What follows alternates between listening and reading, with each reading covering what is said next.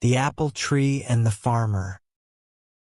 Once upon a time, there lived a farmer in a village beside a forest. He had a big garden that had an old apple tree and other plants, trees, and beautiful flowers. When the farmer was a little boy, he spent much of his time playing with the apple tree. Those days, the apple tree had given the choicest of apples to him. However, as time passed, the apple tree became old and stopped bearing fruits. Now that the farmer was not getting any apples from the tree, he decided that the tree was useless.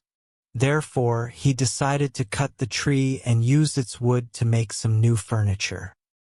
He felt that since the tree was old and huge, he did not have to cure it, and it would make great furniture. He forgot that as a boy, he had spent his entire childhood climbing the tree and eating its apples. Now the apple tree was home to several little animals in the neighborhood. This included squirrels, sparrows, and a huge variety of birds and insects.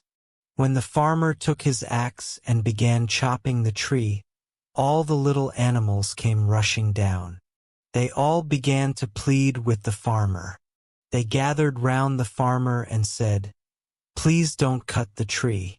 We used to play with you when you were small under this very tree. This is our home and we have no other place to go."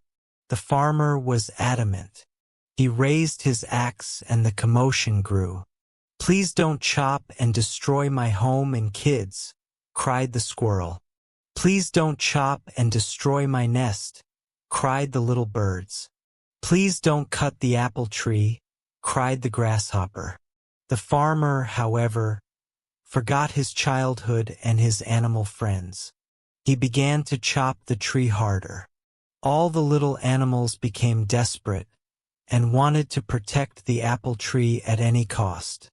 The little animals said, "We will sing for you when you are toiling away in the fields.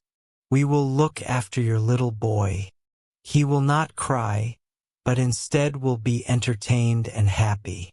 You will like our songs and will not feel tired." However, their cries for help fell on deaf ears.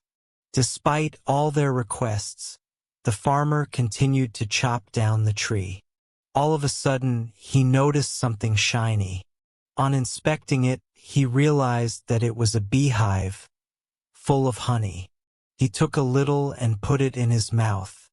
The taste of the honey woke up the little boy in him.